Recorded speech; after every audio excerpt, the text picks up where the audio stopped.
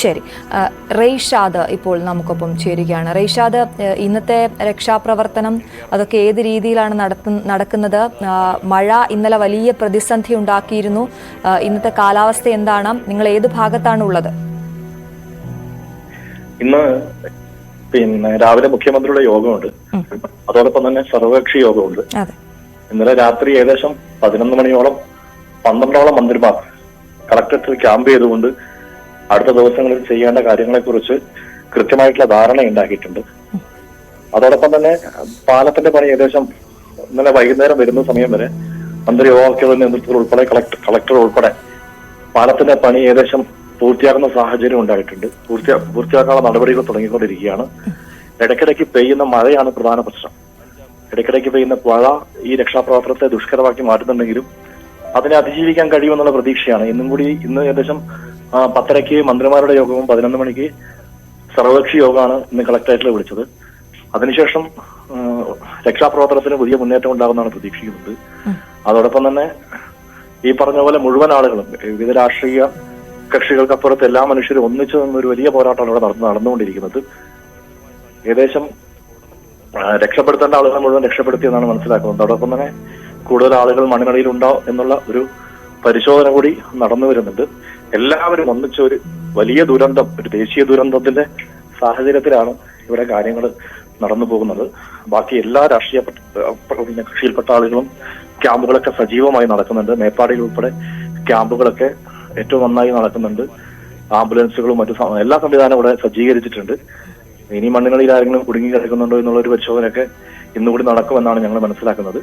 അതോടൊപ്പം തന്നെ ഇന്നത്തെ മുഖ്യമന്ത്രിയുടെ സന്ദർശനം അത് വലിയ പ്രതീക്ഷയാണ് ഈ നാടിന് നൽകുന്നത്. കാരണം നമ്മൾ വിചാരിക്കുന്നതിനപ്പുറത്തേക്ക് ഒരു വലിയ ദുരന്തമാണ് ഇവിടെ സംഭവിച്ചിട്ടുള്ളത്. അതിനെ എങ്ങനെ അതിജീവിക്കാമെന്നുള്ള ഒറ്റക്കെട്ടായിട്ടുള്ള തീരുമാനം ഇന്നുണ്ടാകും എന്ന് തന്നെയാണ് ഞങ്ങൾ വിചാരിക്കുന്നത്. റെയ്ഷാദ്, നമുക്ക് ഈ ക്യാമ്പുകളിലുള്ള റെയ്ഷാദ് പറഞ്ഞതുപോലെ ഇതും നമുക്ക് അതിജീവിച്ചേ മതിയാകൂ. ഇനി എന്ത് എന്നുള്ളതാണ് നമ്മളിപ്പോൾ ചിന്തിക്കുന്നത്. ഈ ക്യാമ്പുകളിൽ കഴിയുന്ന ആളുകൾ അവർ മാനസികമായി വലിയ ബുദ്ധിമുട്ടിലായിരിക്കും. അവർക്ക് വേണ്ട അടിസ്ഥാന സൗകര്യങ്ങളൊപ്പം അവർക്ക് വേണ്ട അവശ്യ വസ്തുക്കളൊക്കെ എത്തിക്കുന്നതിനുള്ള കാര്യങ്ങൾ പലയിടത്തു നിന്നും നമ്മൾ കാണുന്നുണ്ട്. ഈ വസ്തുക്കൾ ശേഖരിച്ച് വയനാട്ടിലേക്ക് എത്തിക്കാൻ ശ്രമിക്കുന്ന യുവജന സംഘടനകൾ, സന്നദ്ധ സംഘടനകളൊക്കെ നമ്മൾ കാണുന്നുണ്ട്. അതൊക്കെ കൃത്യമായി അങ്ങോട്ടേക്ക് എത്തുന്നു, അല്ലെങ്കിൽ അവരിലേക്ക് എത്തുന്നു, ആവശ്യക്കാർക്ക് അങ്ങനെ എത്തുന്നുണ്ട് എന്നൊക്കെ നമ്മൾ ഉറപ്പുവരുത്തുന്നുണ്ടല്ലോ, അല്ലേ? തീർച്ചയായിട്ടും ഇവിടെ കളക്ടറേറ്റ് പ്രത്യേക സെല്ല് പ്രവർത്തിക്കുന്നുണ്ട്. അതോടൊപ്പം തന്നെ DYFI ഉൾപ്പെടെയുള്ള വിവിധ സംഘടനകളുടെ നേതൃത്വത്തിൽ ഞാൻ പറഞ്ഞല്ലോ, എല്ലാ രാഷ്ട്രീയ കക്ഷികൾക്കപ്പുറത്തും എല്ലാ ആളുകളും ഇവിടെ ഒന്നിച്ചു നിൽക്കുന്നുണ്ട്. പക്ഷെ എന്തൊക്കെ കൊടുത്താലും ഈ മേപ്പാടിയിലെ ആളുകൾക്ക് അവരുടെ ബന്ധുക്കളുടെ, അവരുടെ അച്ഛനെ അല്ലെങ്കിൽ അവരുടെ അമ്മയ്ക്കൊന്നും പകരമാകുന്ന സംവിധാനം നമുക്ക് ചെയ്യാൻ കഴിയാത്തൊരു പ്രശ്നമുണ്ട്. എന്ത് കൊടുത്താലും അവരുടെ കുഞ്ഞുങ്ങൾ നഷ്ടപ്പെട്ട അമ്മമാരും അതോടൊപ്പം തന്നെ മാതാപിതാക്കൾ നഷ്ടപ്പെട്ട കുഞ്ഞുങ്ങളൊക്കെ എവിടെയുണ്ട്. ഞങ്ങൾ മേപ്പാടിയിൽ നിന്ന് ക്യാമ്പിലും മന്ത്രിയോടൊപ്പം സന്ദർശിച്ചിരുന്നു. അവിടെയുള്ള ഒരു സാഹചര്യം എന്ന് പറഞ്ഞാൽ വാട്സപ്പിൽ അയൽവാസികളുടെ ചിത്രങ്ങൾ നോക്കി ആരൊക്കെ മരണപ്പെട്ടു എന്ന് നോക്കേണ്ടി വരുന്ന ഹതഭാഗ്യരായ മനുഷ്യരാണ് നമുക്ക് കാണാൻ കഴിയുന്നത്. എത്ര ഭക്ഷണം കൊടുത്താലും എന്ത് വെള്ളം കൊടുത്താലും അവർക്ക് ഉറ്റവരെ നഷ്ടപ്പെട്ട മനുഷ്യരാണ്. അവരെ ചേർത്ത് പിടിക്കേണ്ടത് ഈ നാടിന്റെ വലിയ ആവശ്യമാണ്. അതാണ് ഏറ്റവും വലിയ പ്രധാനപ്പെട്ട പ്രശ്നം. ഒരു കാര്യം കൂടി, നമ്മൾ ഈ ആശുപത്രികളിൽ എത്തിച്ച പരിക്കേറ്റവരുണ്ടല്ലോ, അവരുടെയൊക്കെ ആരോഗ്യനിലയൊക്കെ എങ്ങനെയാണ്? ആശുപത്രികൾ സജീവമായിട്ടാണ്, പ്രത്യേകിച്ച് എല്ലാ ആശുപത്രികളിലും കൃത്യമായിട്ടുള്ള പരിചരണം നൽകുന്നുണ്ട്. അതോടൊപ്പം തന്നെ വയനാട് മെഡിക്കൽ കോളേജിൽ ഉൾപ്പെടെ പ്രത്യേക വാർഡുകൾ തുറന്നുകൊണ്ട് സജ്ജമായി റെഡിയായി നിൽക്കുകയാണ്. പുതിയ ആളുകൾ കൂടുതലുണ്ടോ, പരിക്കൊക്കെ ഉണ്ടോ എന്ന് പരിശോധിക്കുകയാണ്. ഇപ്പൊ മെഡിക്കൽ കോളേജിൽ ഇന്നലെ ഒരു ഗർഭിണിയെ, ഒറീസയിലുള്ള ഒരു ഗർഭിണിയെ മാനന്തവാടി മെഡിക്കൽ കോളേജിൽ എത്തിച്ചിട്ടുണ്ട്. അതോടൊപ്പം തന്നെ കൃത്യമായിട്ടുള്ള ചികിത്സാ സംവിധാനമുണ്ട്. ഞാൻ പറഞ്ഞല്ലോ, ആരോഗ്യമന്ത്രി ഉൾപ്പെടെ വയനാട്ടിൽ ക്യാമ്പ് ചെയ്തുകൊണ്ടാണ് കാര്യങ്ങൾ ചെയ്തുകൊണ്ടിരിക്കുന്നത്. ഇത്രയും വലിയൊരു ദുരന്തമുഖം കേരളം അഭിമുഖീകരിച്ചിട്ടില്ല. അപ്പൊ അതുകൊണ്ട് തന്നെ എല്ലാ ആളുകളും, നമ്മളെ സ്വന്തം കൂടപ്പറപ്പുകൾ നഷ്ടപ്പെട്ട വേദനയിൽ എല്ലാ ആളുകളും ഒന്നിച്ച് ഇവിടെ നിൽക്കുകയാണ്. എന്തായാലും നമ്മളിതിനെ അതിജീവിക്കുന്നത് തന്നെയാണ്, സംശയവും വേണ്ട. ശരി റെയ്ഷാദ്, വളരെയധികം നന്ദി ഇപ്പോൾ ഞങ്ങളോട് പ്രതികരിച്ചതിന്. ചൂരൽമല വാർഡ് മെമ്പർ നൂറുദ്ദീൻ നമുക്കൊപ്പം ചേരുകയാണ്. നൂറുദ്ദീൻ സർ, ഇന്നത്തെ പ്രവർത്തനങ്ങൾ എങ്ങനെയാണ്? ഏറ്റവും അധികം ബാധിച്ചത് മുണ്ടക്കൈ മേഖലയിലാണ്. അങ്ങോട്ടേക്ക് പാലം എത്തുന്നു എന്നുള്ളതാണ് നമ്മുടെ പ്രതീക്ഷ. അതെ, പാലത്തിന്റെ പണി കുറച്ച് സമയം കൊണ്ട് പാലത്തിന്റെ പണി തീരും. അത് കഴിഞ്ഞാല് വണ്ടികളും കാര്യങ്ങളുമായിട്ട് നമുക്ക് രണ്ടായിരത്തി കാര്യങ്ങൾ മുന്നോട്ട് കൊണ്ടുപോകാൻ പറ്റുന്നതാണ് എല്ലാവരോടും പ്രതീക്ഷ. ഇനി പോയിട്ട് ചെയ്യാനുള്ളത് നമുക്ക് ഇറ്റാച്ചും വാഹനങ്ങളും വെച്ചിട്ട് നോക്കാനേ കഴിയുള്ളൂ. ബാക്കിയുള്ള സംവിധാനങ്ങളൊക്കെ ഇനിയിപ്പോ നമുക്ക് നടക്കില്ല അവിടെ. അതാണ് അവിടെ സിറ്റുവേഷൻ. എന്തായാലും കാര്യങ്ങളൊക്കെ നന്നായി നടക്കുന്നുണ്ട്. രാത്രി പോലും പാലത്തിന്റെ പണികളൊക്കെ നമ്മുടെ ആർമി ചെയ്യായിരുന്നു. അതാണ് അവസാനം കാര്യങ്ങൾ അങ്ങനെയാണ് പോകുന്നത്. അതെ, അറിയാം. താങ്കളെ പോലെയുള്ളവർ അതിന്റെ മുൻനിരയിലുണ്ട് എന്ന് മനസ്സിലാകുന്നു. അദ്ദേഹത്തിന്റെ ശബ്ദം മാറിയിരിക്കുന്നു. നേരത്തെ അനീഷൊക്കെ പറഞ്ഞതുപോലെ രക്ഷാപ്രവർത്തകരെയും വളരെയധികം നന്ദി നൂറുദ്ദീൻ സാർ. ഞങ്ങൾ വീണ്ടും താങ്കളെ ബന്ധപ്പെടാം. ഇപ്പോൾ CV അനുമോദ് തുടരുന്നുണ്ട്. അനുമോദ്, പാലം കടക്കാനായോ? നമുക്ക് താൽക്കാലിക പാലത്തിലൂടെ അങ്ങോട്ടേക്ക് പോകാനായോ?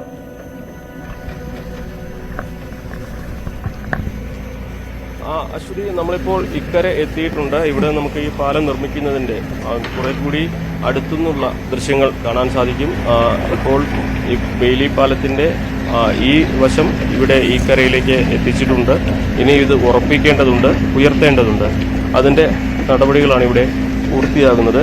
ഏറ്റവും പ്രധാനപ്പെട്ട ഒരു കാര്യം, കഴിഞ്ഞ ദിവസത്തെ അപേക്ഷിച്ച് ഇരട്ടിയിലധികം സൈനികർ ഇന്ന് തെരച്ചിലിൽ എത്തിച്ചേർന്നിട്ടുണ്ട്.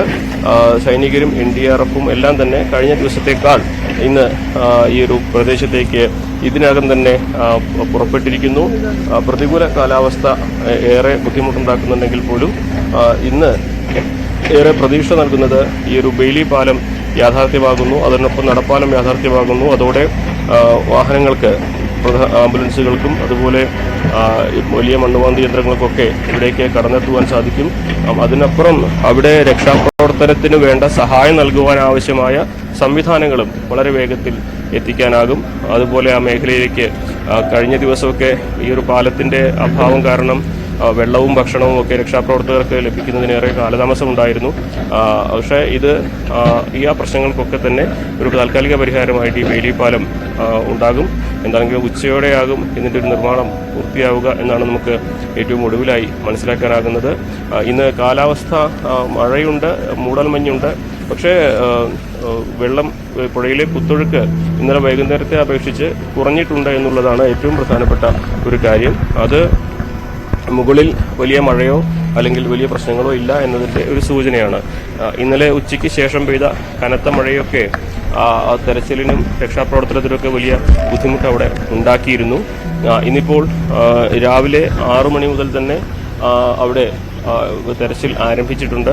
കഴിഞ്ഞ ദിവസം പലയിടത്തും മനുഷ്യ ശരീര സാന്നിധ്യമുണ്ട് എന്ന് കരുതി പരിശോധനകൾ നടത്തിയിട്ടുണ്ട്. പക്ഷേ തെരച്ചിൽ പൂർത്തിയാക്കാൻ കഴിഞ്ഞിരുന്നില്ല. ഇന്നിപ്പോൾ ആദ്യം ആ മേഖലകളിൽ തെരച്ചിൽ നടത്തുകയായിരിക്കും ഉണ്ടാവുക. ഇത് നമുക്കറിയാം, ഏകദേശം 2 കിലോമീറ്ററോളം ദൂരം ഇവിടുന്ന് അങ്ങോട്ട് ഈ ഉരുൾപൊട്ടലിൻ്റെ വലിയ നാശനഷ്ടങ്ങൾ ഉണ്ടായിട്ടുണ്ട്. അപ്പോൾ എവിടെയെല്ലാം ആണ് ആളുകൾ ഉണ്ടാവുക എന്നതിനെക്കുറിച്ച് കൃത്യമായിട്ടൊരു ധാരണയും നമുക്ക് ആർക്കും തന്നെ ലഭിക്കില്ല. അതുകൊണ്ട് എല്ലായിടത്തും പരിശോധന നടത്തുക എന്നുള്ളതുമാണ് ഇപ്പോൾ ചെയ്യുന്നത്. ഏറ്റവും അധികം പരിശോധന നടക്കുന്നത് മുണ്ടക്കൈ ജുമാ മസ്ജിദിന്റെ ഭാഗത്താണ്. കാരണം അവിടെയാണ് ഏറ്റവും അധികം ജനവാസ മേഖല ഈ ഒരു ദുരന്തത്തിൽപ്പെട്ടത്. ഇന്നലെ ഏറ്റവും അധികം മൃതദേഹങ്ങളുണ്ട് എന്ന് കരുതി പരിശോധന കൂടുതൽ നടത്തിയതും ആ ഒരു ഭാഗത്താണ്. നമ്മൾ ഇന്നലെ കണ്ട സുദേവന്റെ വീടടക്കമുള്ള പ്രദേശം. അപ്പോൾ അവിടെയാണ് രാവിലെ ഇനി പരിശോധന ഉണ്ടാവുക. അതേസമയം തന്നെ ഇന്നലെ ഡോഗ് സ്ക്വാഡിന്റെ ഒരു സേവനം ഇന്നലെ മുതൽ ലഭ്യമായിരുന്നു. 2 മൃതദേഹങ്ങൾ കണ്ടെത്തുന്നതിന് ഇവരുടെ സേവനം ഉപയോഗപ്പെട്ടിട്ടുണ്ട്. കാരണം ഏകദേശം ഒരു മൃതദേഹം ഏത് പ്രദേശത്താണെന്ന് ഇവർക്ക് മണത്ത് മനസ്സിലാക്കാൻ കഴിയും. അങ്ങനെ നടത്തിയ പരിശോധനയിൽ 2 മൃതദേഹങ്ങൾ കണ്ടെത്താനായിട്ടുണ്ട് എന്നുള്ളതും ഈ ഒരു സംവിധാനങ്ങൾ കാര്യക്ഷമമായിട്ട് തന്നെ പ്രവർത്തിക്കുന്നു എന്നതിൻ്റെ ഒരു തെളിവാണ്. അപ്പോൾ കൂടുതൽ